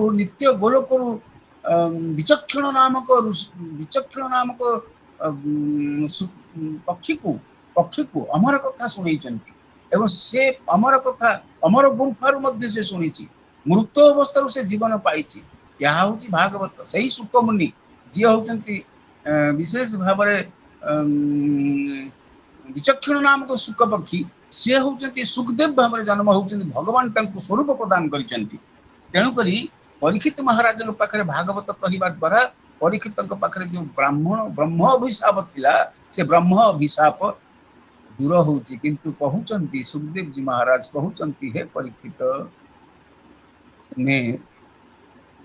ଭାଗବତ ଶ୍ରବଣ କଲେ ନିଶ୍ଚିତ ଭାବରେ ଆଧ୍ୟାତ୍ମିକ ତାପ, ଆଦି ଦୈବିକ ତାପ, ଆଦି ଭୌତିକ ତାପରୁ ରକ୍ଷା ପାଇବ। କିନ୍ତୁ ତକ୍ଷକ ଦଂଶନ କରିବ, କାରଣ ଇଏ ବ୍ରହ୍ମ ଅଭିଶାପ। ତୁମକୁ ଦଂଶନ କରିବ। କିନ୍ତୁ ମୁଁ କଥା ଦଉଛି, ଯେହେତୁ ମୁଁ ସେ ପୁରରୁ ସେଠାରୁ ଅର୍ଥାତ ନିତ୍ୟ ଗୋଲୋକରୁ ଶୁଣିଛି ଅମର ତତ୍ତ୍ୱ, ଏବଂ ଅମର କଥାର ନାୟକ ହଉଛନ୍ତି ଶଙ୍କର ଭଗବାନଙ୍କ ପାଖରୁ ଶୁଣିଛି। ମୁଁ ସେଇ ରାଧାରାଣୀଙ୍କ କଥା, ସେଇ ଭାବର କଥା, ଭାଗବତର କଥା ତୁମ ପାଖରେ ପ୍ରକାଶ କରୁଛି। ତୁମକୁ କିନ୍ତୁ ଦଂଶନ ଜ୍ୱାଳା ବାଧିବ ନାହିଁ। ଏଇ ହଉଛି ଭାଗବତର କଥା। ଏଇଥିପାଇଁ ରାଜାଙ୍କ ପାଖ ପରୀକ୍ଷିତଙ୍କ ପ୍ରଶ୍ନ ପଚାରୁଛନ୍ତି, କଣ ନା କେମନ୍ତେ ଅସୁରଙ୍କର ସ୍ୱଭାବ ଆଉ ଛାଡ଼ିଲେ ଭୋମୁନି କହିବ ସେ ସମ୍ପର୍କରେ। କାରଣ ଇଏ ଉକ୍ତି ପ୍ରତ୍ୟୁକ୍ତି, ପ୍ରଶ୍ନ ପଚାରିଲେ ଉତ୍ତର ଆସିବ। ଏଭଳି ଜଣେ ଗୁରୁ ଯିଏ ହଉଛନ୍ତି ସୁଖଦେବଜୀ ମହାରାଜ, ଏବଂ ଏଭଳି ଜଣେ ଛାତ୍ର ସିଏ ହଉଛନ୍ତି ପରୀକ୍ଷିତ ମହାରାଜ। ଶୁଣିଲେ ହବ। ପରୀକ୍ଷିତ ପଚାରିଲେ ଯେ ଅସୁରଙ୍କର ସ୍ୱଭାବ କେମିତିଆ, ଆଉ ଇନ୍ଦ୍ରରେ ସପକ୍ଷ ହୋଇଲେ କିଏ ସାଧୁ କର୍ମ ସେହି କଲେ, ଶ୍ରଦ୍ଧା ଅଧିକ ଏଣୁ ମୋର ଶୁଣିବି ବୋଲି ମୁନିବର ଆମ୍ଭର ଜ୍ଞାନ ରହେ ନା ପାଇଁ ଉଦେ ପାଇଁ ବିସ୍ତାର କହିବା ଗୋସାଇଁ। ହେ ଗୋସାଇଁ, ହେ ମୋର ସଦ୍ଗୁରୁ ବ୍ରହ୍ମ ସୁଖଦେବଜୀ ମହାରାଜ, ମୋର ଜ୍ଞାନ ଉଦୟ ହେବା ପାଇଁ ଆପଣ ଏ କଥା କୁହନ୍ତୁ। ସୁତ ବାଚ ଆରମ୍ଭ ହେଇଛି। କାରଣ ଭାଗବତରେ ପୁରାଣ ଗୁଡ଼ିକ ତ ଶଙ୍କର ଭଗବାନ କହୁଛନ୍ତି, ଏବଂ ଶୁଣୁଛନ୍ତି କିଏ ନା ଶୁଣୁଛନ୍ତି ମା ପାର୍ବତୀ। ତେବେ ନୃସିଂହ ପୁରାଣ କହୁଛନ୍ତି କିଏ ନା ନୃସିଂହ ପୁରାଣ କହୁଛନ୍ତି ବ୍ରହ୍ମା କହୁଛନ୍ତି, ଏବଂ ନାରଦ ଶ୍ରବଣ କରୁଛନ୍ତି। ଏବଂ ଭାଗବତ କିଏ କହୁଛନ୍ତି ନା ଭାଗବତ କହୁଛନ୍ତି ସୁଖଦେବଜୀ ମହାରାଜ କହୁଛନ୍ତି, ଏବଂ ସୁଖଦେବ କହୁଛନ୍ତି, ପରୀକ୍ଷିତ ମହାରାଜ ଶ୍ରବଣ କରୁଛନ୍ତି। ଏଇଠି ବର୍ତ୍ତମାନ ଭାଗବତ ଯୋଉ ନୈମିଷାରଣ୍ୟରେ ହଉଛି, ତାକୁ କିଏ କହୁଛନ୍ତି ନା ବୈଶମ୍ପାୟନଙ୍କର ଯେ ସୁତ ମହର୍ଷି କହୁଛନ୍ତି। କାରଣ ତାଙ୍କ ପାଖରେ ସମସ୍ତ ଶାସ୍ତ୍ର ଥିଲା, ସବୁ ଯାକ ଶାସ୍ତ୍ର ନୈମିଷାରଣ୍ୟରେ ସୁତ ମହର୍ଷିଙ୍କ ପାଖରେ ଥିଲା। ଏଇଥିପାଇଁ ସେ ଯୋଉ ଗ୍ରନ୍ଥ ଥିଲା, ଯୋଉ ଶାସ୍ତ୍ର ଥିଲା, ସେଇ କଥାକୁ ଅଧ୍ୟୟନ କରିକିରି ସେ ଋଷିମାନଙ୍କୁ ନୈମିଷାରଣ୍ୟରେ କହୁଛନ୍ତି। ଏ ସୁତ ମହର୍ଷିଙ୍କ ଉବାଚରେ କୁହାଯାଇଛି ଯେ ସୌନକ ଆଦି ଋଷିମାନେ ପ୍ରଶ୍ନ ପଚାରିବା ପରେ ସୁତ ମହର୍ଷି କହୁଛନ୍ତି कौन कहले ना भक्ति चित्तरे राजा राणी शुणीण सेवा दरायणी। रानी सुखदेव जी राजा को धन्य धन्य करी चंचल चित्त स्थिर करी। आज्ञा ये गोटे धाड़ी कहबी जिते बड़े पर्यंत चित्त चंचल चंचल चित्त स्थिर होनी जीवन में गोटे महत्वपूर्ण हरई आम बसीचे। ये भगवान भगवत गीतार कहते हे अर्जुन चित्त प्रज्ञ हो जा चित्त स्थिर करे भितरे वायु चंचल करे ना मन चंचल करे ना चंचल मन को बांधी पका वायु को स्थिर करे। वायुर गति मनर गति ठारू वायुर गति ठारू मनर गति आहरी तीव्र मन को चंचल करना। एक कथा कहते चंचल चित्त को स्थिर करके शुण कथा सुत महर्षि सुत मुनि कहते बोली न शुण सुखदेव यार उत्तर कहते जे इंद्रे हेबारु पुत्र हत इंद्रे हेबारु पुत्र हत पुत्रासुर मरला पूर्व आप शुणी पुत्रासुर कथा आप शुणी चित्रकेतु कथा शुणी तार पूर्व जन्म कथा अर्थात षष्ठ अध्याय द्वितीय पुत्र थोड़ा असुर मान कथा शुणी सप्तम अध्याय है बेलू आप निश्चित भाव आसवे कौटी को ना निश्चित भाव में हिरण्यकशिप हिरण्यखा कथा आसव। तेबे इंद्रे हेबारु पुत्र हत दिति होइला मोहगत एठी होची प्रश्न आरंभ होला। मरुतुगण प्रसंग गुड़िक वर्णना कर सारा जेते वंशर कथा वर्णना अच्छी दैत्य और दानव कूल वर्णना कथा कर सारा एठी आसिक पहुंचुचंती जे दिति मने पड़ी जे ताहार पुत्र वृत्रासुर मरीची ए इंद्रर वज्र रे फल क्रोध शोकरे परिज्वली चिंता करई मने भाड़ी अनेक भ्रातृ हंता यही अनेक भ्रातृ भाई मान को मारी को मैंने आसिले ठीक अर्थात दिति पुत्र माने जेते पर्यायर आसी समस्त तपस्या करके ब्रह्मवर बलियान होती किंतु इंद्र द्वारा देवता मान द्वारा भगवान द्वारा विष्णु द्वारा समस्ते निपात होती फल फल कश्यप ऋषि पत्नी दिति भितर क्रोध अच्छी ये गोटे शब्द मन रखु क्रोधित होती किए ना दिति कौन कहले चिंता करई मने भाड़ी कारण जिते मनीष कौन करना निरूपाय हो जाए शत्रु को साधि पारुनी कौन कर भावुँ कौ गटे हम ना गोटे निश्चित भाव एमती गोटे करी तार जो तार भी निपात हम अर्थात निपात बुद्धि आसव कहार ना दैत्य और दानव भाव था व्यक्तिर जदि आप स्थिर चित्त युक्त होते आप निश्चित भाव में से उपाय से खराब उपाय फेरी आसवे। ये कहुई चिंता कर मने भाड़ी कौन चिंता कला कि भाव में इंद्र बा देवता मान विनाश करी कहार मन में आसला ना दिति मन में आसला अनेक भ्रातृहंता इंद्र हूँ भ्रातृहंता अर्थात मो पुओ मानकर भाई मान को मारी केबे मरिबो पाप देही इंद्र पाप देही बोली विचार करिसेंती किए ना दिति आउ कुटिल हृदय जन एमले सुखे मो शयन जिते बड़े इंद्र मरिबो मु सोईबी आराम रे सोईबी अर्थात शयन स्वप्ने जागरण दिति भाबुची जे कि भली इंद्र मृत्यु घटिबो आउ कृमि विष्ठा भस्म समाने जे देह कोहे अवसान जिते बड़े मनीषर देह अवसान हुए मनीष मृत्यु हुए कृमि विष्ठा भस्म समान मरे अवसान है मनीष मरले कौन हुए पाउंस हुए पड़ा ही जाए ना जदि कहीं नहांती कृमि कीट खाई जाती शरीर को जदि आपंकर एभली कुकर्म थी सत्कर्म नथिबो आपंकर संस्कार विधि हेनी आज्ञा यही अध्याय आसुचंती संस्कार विधि आसवे आउ आपणकर सौभाग्य जे आपण जड़े कांदी अच्छी आपणकर सौभाग्य जे आपण को दाह करने जड़े व्यक्ति पछे अनेक बस आपणकर सौभाग्य जे आपण विशेष भाव में दुख कष्ट न सह्य करी अर्थात जंत्रणा न पाई आपणकर मरण हो सुख मरण जहाँ कह जाए ये हूँ सौभाग्य अनंत सौभाग्य किंतु आपणकर विशेष भाव अनेक अच्छा जो मैंने कौटी पड़ी मरती कहीं आह करने ना यहाँ कौटा कथा मन पड़ी ना अष्टादश पुराण से व्यास पुराणानि व्यासस्य वचन द्वयम् परोपकाराय स्वर्गाय पापाय परपीडनाय कौन कले से जे कश्यप तपोवंत ଯେମିତି ବ୍ୟାସ ପରାଶର ଆଉ ବଶିଷ୍ଠ ଶକ୍ତୁ ଯେଭଳି ଭାବରେ ସେଇଭଳି ଭାବରେ ହଉଛନ୍ତି କଶ୍ୟପ ଋଷି। କଶ୍ୟପ ତପୋବନ୍ତ ପରମ ସନ୍ତୋଷ ହୋଇଲେ ଏମନ୍ତ ବଚନ ବୋଇଲେ। କଣ କହିଲେ? କାହାକୁ ନା ସ୍ତ୍ରୀ ପଚାରିବା ପାଇଁ ବିବିଧ ଉପାୟ କରିଛନ୍ତି, ସୁବେଶିତ ହେଇଛନ୍ତି, ସୁବେଶିତ ହେଇକି ଚାଟୁ କଥା କହୁଛନ୍ତି, ନୀତିଭାଜନ କଥା କହୁଛନ୍ତି, ପୁଣି ସେବା କରୁଛନ୍ତି, ଗୋଡ଼ ହାତ କେବେ ମଚାଳନ୍ତିନି କିନ୍ତୁ ଆଜି ମଚାଳୁଛନ୍ତି। କଶ୍ୟପ କହିଲେ ବର ତୁ ମାଗ ଯେ ମନରେ, କାହିଁକି ମତେ ଆଜି ତୁମେ ଉତ୍ସାହିତ କରିଛ କୋଉଥିପାଇଁ? କଶ୍ୟପ ଋଷି କହୁଛନ୍ତି ମତେ ଉତ୍ସାହିତ କୋଉଥିପାଇଁ କରିଛ? ମାଗ ବର, ମୁଁ ତୁରନ୍ତ ତମକୁ ଦେବି। ପ୍ରସନ୍ନ ହୋଇଲି ତୋହରେ ଆଉ ଭର୍ତ୍ତା ପ୍ରସନ୍ନେ ସ୍ତ୍ରୀଙ୍କର। ସ୍ୱାମୀ ଯେତେବେଳେ ଖୁସି ହେଇଯାଆନ୍ତି, ସ୍ତ୍ରୀ କହିଲା ଦେଖ ଆସୁଛି ଆଗକୁ ଧନ୍ୱନ୍ତରୀ, ଆସୁଛି ଆଗକୁ ଧନତେରସ ଆସୁଛି, ଏ ଧନତେରସ ଆସିଲେ ସମସ୍ତେ ସୁନା କିଣନ୍ତି। ଆମେ ଟିକେ ଧନତେରସ ସୁନା ଫୁନା କିଣନ୍ତିନି? ଯେବା ଅଭିଳାଷ ତୋହରି ପୂର୍ଣ୍ଣ କରିବି କୁଶୋଦରୀ। କୁଶୋଦରୀ ପ୍ରଶଂସା କରୁଛନ୍ତି କୁଶୋଦରୀ କହିକି, ଯଦିଓ ଅଣ୍ଟା ମୋଟା ତଥାପି କହୁଛନ୍ତି ବିଶେଷ ଭାବରେ ତମେ ହେ କିଣାଙ୍ଗୀ, ହେ କଟିଆଙ୍ଗୀ, ହେ ଗଜଗମନୀ, ଏଭଳି କିଛି କିଛି କଥା କହିକି ତାଙ୍କୁ ପ୍ରଶଂସା କରୁଛନ୍ତି। କାରଣ ବଶୀଭୂତ ହେଇଯାଇଛି ପୁଅଟା, ପୁରୁଷଟା ବଶୀଭୂତ ହେଲା ବେଳେ ନିଶ୍ଚିତ ଭାବରେ ଖୁସି ହେଇଯାଇଛି। କଣ ମାଗୁଛ ମାଗ। ପୂର୍ଣ୍ଣ କରିବି କୁଶୋଦରୀ ମୁଁ ଯେଉଁ ବର ଦେବି ତୋରେ, ଦୁର୍ଲଭ ଅନ୍ୟ ସ୍ତ୍ରୀଙ୍କରେ।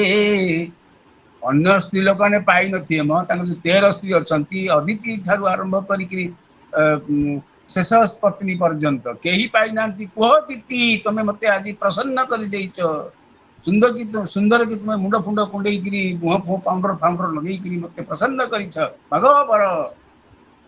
ଦିତି ଉବାଚ, ଦିତି କହିଲେ ଭୋ ସ୍ୱାମୀ ବର ଯେବେ ଦେବ ଏକ କୁମର ମୋ ହୋଇବ। ମୋର ଆଉ ଗୋଟେ ପୁଅ ଦରକାର, ଅମର ହୋଇବ ମୋ ସୁତ। ମୁଁ ଯୋଉ ପୁଅଟି ଚାହୁଁଛି ସେ ଅମର ହବ, ମାରି ପାରିବେନି କେହି, ଆଉ ଇନ୍ଦ୍ରକୁ ମାରିବ ତୁରିତ। ଏଇଆ ଯେତେବେଳେ କୈକେୟୀ ମାଗିଲେ, ବର ମାଗିଲେ ଦଶରଥଙ୍କୁ, ଦଶରଥ ସେତେବେଳେ ସ୍ତ୍ରୈଣ ଅବସ୍ଥାରେ ଥିଲେ, ବର ପୂର୍ବରୁ ଦେଇଥିଲେ। କାରଣ ସବୁଠାରୁ ସୁନ୍ଦରୀ ଥିଲେ କେକେୟର ରାଜକନ୍ୟା କୈକେୟୀ, ସୌନ୍ଦର୍ଯ୍ୟରେ ବଶୀଭୂତ ଥିଲେ। 750 ରାଣୀ ତାଙ୍କର ଥିଲେ, ତନ୍ମଧ୍ୟରୁ ସମସ୍ତେ ସୁନ୍ଦରୀ ଥିଲେ, ସମସ୍ତଙ୍କ ଭିତରେ ସୁନ୍ଦରୀ ଥିଲେ କୈକେୟୀ। କୈକେୟୀ ମଧ୍ୟ ବୀରାଙ୍ଗନା ଥିଲେ, ଯୁଦ୍ଧକ୍ଷେତ୍ରରୁ ଦଶରଥଙ୍କୁ ବଞ୍ଚେଇକି ଆଣିଥିବା ବୀରାଙ୍ଗନା ନାରୀ ହଉଛନ୍ତି କୈକେୟୀ। କହିଲେ ତୁମେ ଆଜି ମୁଁ ଖୁସି ହେଇଯାଇଛି, ବୀରତ୍ୱରେ ଖୁସି ହେଇଥିଲେ ଦଶରଥ। କହିଲେ ବର ମାଗ। ନା ଆଜି ମାଗିବିନି, ଠିକ ସମୟରେ ମାଗିବି। ଠିକ ଅଛି, କିନ୍ତୁ ଯେତିକି ବେଳେ ବିପତ୍ତି ଆସୁଛି ଦଶରଥଙ୍କ ପାଖରେ, ବୃଦ୍ଧ ଅବସ୍ଥା ହଉଛନ୍ତି, ଆଉ ପୁତ୍ରେଷ୍ଟି ଯଜ୍ଞ କରି ପୁତ୍ର ପ୍ରାପ୍ତି ହେଇଛନ୍ତି, ଭଗବାନଙ୍କୁ ପୁତ୍ର ଭାବରେ ପାଇଛନ୍ତି। ଠିକ ସେତିକି ବେଳେ ଯେତେବେଳେ ତାଙ୍କର ଅଭିଷେକ ଉତ୍ସବ ହବ, ସେତିକି ବେଳେ ମାଗୁଛନ୍ତି। କୁଟ କପଟ ହଉଛି ଭଗବାନ ତାଙ୍କ କାର୍ଯ୍ୟ କରିବାକୁ ଆସିଛନ୍ତି ନା ଖାଲି ପୁଅ ଝିଅ ଜନ୍ମ କରିବାକୁ ଆସିଛନ୍ତି ଏଠିକି? ସେ ପ୍ରକଟ ହେଇଛନ୍ତି ଗୋଟେ ନିର୍ଦ୍ଦିଷ୍ଟ କାର୍ଯ୍ୟରେ। ଦୁଇଟି ଧାର, ଅର୍ଥାତ ପୁରାଣର ଦୁଇଟି ଧାର, ଗୋଟିଏ ହଉଛି ପରୋପକାର ସ୍ୱର୍ଗାୟ, ଆଉ ଗୋଟିଏ ହଉଛି ପାପାୟ ପରପୀଡ଼ନାୟ। ଭଗବାନ ଆଉ ସେ ପୁଅ ଇନ୍ଦ୍ରକୁ ମାରିବ, ତିନୋଟି କଣ୍ଡିସନ ଲଜ୍ କରୁଛନ୍ତି ଦିତି। କାହାଙ୍କ ପାଖରେ? ନା କଶ୍ୟପ ଋଷିଙ୍କ ପାଖରେ। ତେଣୁ ମୋ ପୁତ୍ର ମରାଇଲା, ପୁତ୍ର ଶୋକ ମୋର ଯିବ, ଶୁଣିନ ତାହାର ବଚନ କଶ୍ୟପ ହୋଇଲେ ମୌନ। ଚୁପ୍ ହେଇଗଲେ, କହିଲେ ଆଚ୍ଛା ଇଏ ଗୋଟେ ବଡ ହାସଟେ ପକେଇଲାଣି, ଆଉ ମନରେ ଗରୁ ତାପ ଭର, ଆଉ କୋପେ ଚିନ୍ତନ୍ତି ମୁନିବର। ରାଗିଗଲେ, କହିଲେ ଏମିତି କଣ ମାଗନ୍ତି? ଇନ୍ଦ୍ରକୁ ମାରିବ ବୋଲି ମାଗନ୍ତି? ଇନ୍ଦ୍ର କିଏ ଆଜ୍ଞା? ସୂର୍ଯ୍ୟ କିଏ ଆଜ୍ଞା? ଅଗ୍ନି କିଏ ଆଜ୍ଞା? ନିଜେ ସ୍ୱୟଂ ବ୍ରହ୍ମ। ଏମାନେ ସମସ୍ତେ 33 କୋଟି ଦେବତା ଭଗବାନଙ୍କର ଅଂଶ। ଏ ମଣିଷ ଆପଣଙ୍କ ସାମ୍ନାରେ ବସିଥିବା ସାହିତ୍ୟିକ କବିବନ୍ଧୁ ପରିବାର ସମସ୍ତେ ହଉଛନ୍ତି ଭଗବାନ ସ୍ୱୟଂ ବ୍ରହ୍ମ। ମାଟି ଗୀତ ବୋଲୁଥିଲେ, ଅଳକା ମା ଗୀତ ବୋଲୁଥିଲେ, ସେ କିଏ ଗାଉଥିଲା? ନିଜେ ସ୍ୱୟଂ ବ୍ରହ୍ମ, ମା ସରସ୍ୱତୀ ସ୍ୱୟଂ। ଶୁକ୍ରମ୍ କୋପେ ଚିନ୍ତନ୍ତି ମୁନିବର, ରାଗି ଯାଇଛନ୍ତି ମନ ଭିତରେ। ଆଜ କି ଅଧର୍ମ ମହତ ଏବଂ ହୋଇଲା ମୋରେ ଉପଗତ। ମୋ ସାମ୍ନାରେ ଏଭଳି ଗୋଟିଏ ଆସିକି ସର୍ତ୍ତ ପହଞ୍ଚିଲା, आउ स्त्री रे करी मन मोर मन मु स्त्रैण हो गली। भगवान को भगवान किए कश्यप कहउचंती, भगवान कश्यप कहउचंती जे मु आज स्त्री वश हो गली, नाश हो गली। आउ होइला महाभक्त ज्ञान से मुंड कुंडेई पाउंडर लगे मते मते मते मो मन को प्राण को किणी नेला। मो मोहित हो गली तार ऊपर, मोहित हो गली ता वचन रे स्मित हसरे।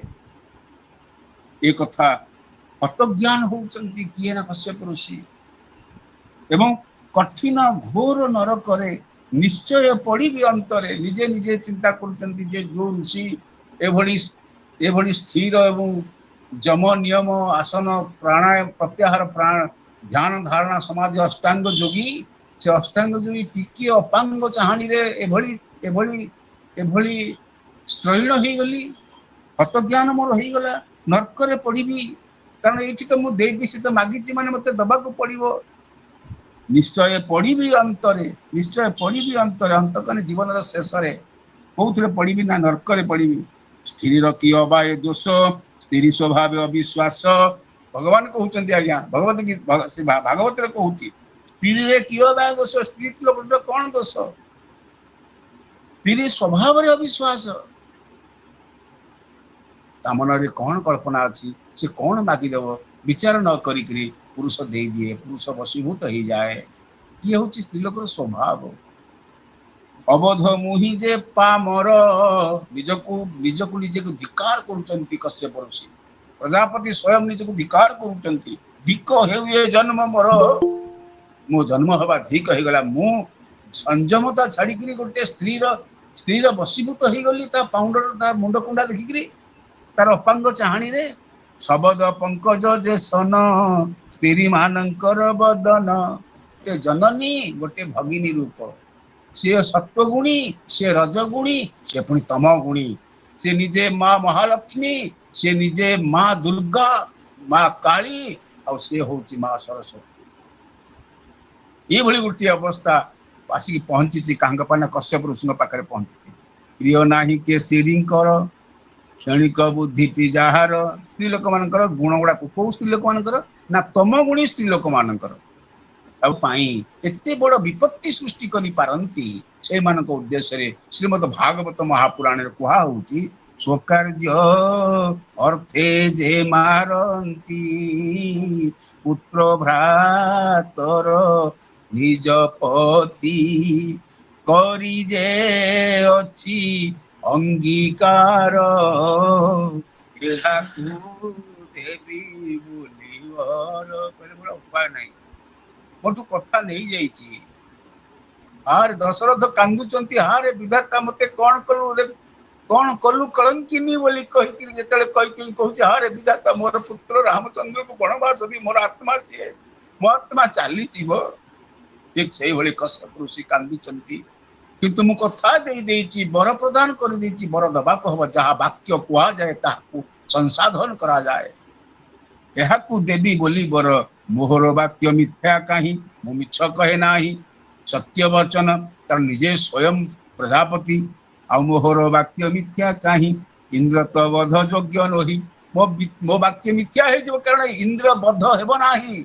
इंद्र हूँ स्वयं भगवान अग्नि हूँ स्वयं भगवान वायु हूँ भगवान क्षित अपत्य मरुतुभ्यम पंचभूत होती भगवान ये पिंड से भगवान ब्रह्मांड से भगवान क्षिति कहले माटी माटी पानी पवन अग्नि आकाश शब्द तत्व ये हूँ पिंड ये हूँ ब्रह्मांड ये हूँ पांच नारायण सूत्रम कह जाऊँगी इंद्र जे बद्ध योग्य नुहे जानी निजे किए ना कश्यप ऋषि एमंत चिंता करी मुनि शुण कहवा नृपमणि आत्मार निंदा भाव बही बोइले किछि कोप बही एक वर्ष शुचि होई ए व्रत जेबे धरु तुही शुचि शुचि अंतर शुचि बाह्य शुचि ये दीटी कथा लज करुचंती ऊपर ऊपर दौचंती गोटे उपासना पाई दौचंती गोटे गोटे व्रत पालन करने को दौचंती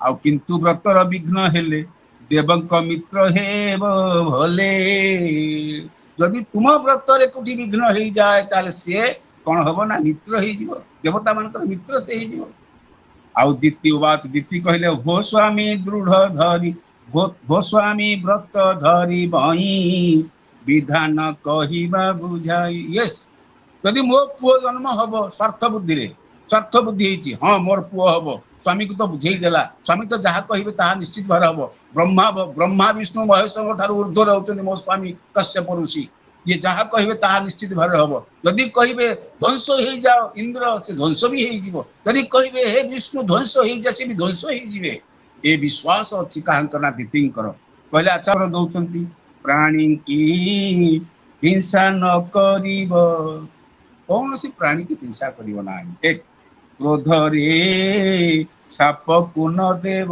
जदि किसी गोटे घटना घटी जाइए मरीजा जदि किसी गोटे घटीगला कहूणिया झाड़ा खोइया इत्यादि इत्यादि केते कथा आम कह तो तू मरे तो बापा मरु तो गोसाई तो भंस बुड़ू तो 14 पुरुष नरक जातु केते कथा आम कहीदे पार्टी आज्ञा पार्टी कौन माछ मांस खासन आर पियाज रसुण मादक छाड़ अर्थात कु खाद्य खाई बोली जड़े जड़े उपासना कर उपासना एगुड़िक वर्जन बाड़ लक्ष्मी पुराण पढ़िले जानी हम लक्ष्मी पुराण जितक कहुई महालक्ष्मी कहते एवं जल रे पशिण जे स्नान पानी जदि बसिक स्नान कर केबे हे न करिब जान कौन केबे हे कहले जल रे पशिण जे स्नान केबे हे न करिब जान कौन करबनी ना दुर्जन संगते आलप आवर न करिब पाप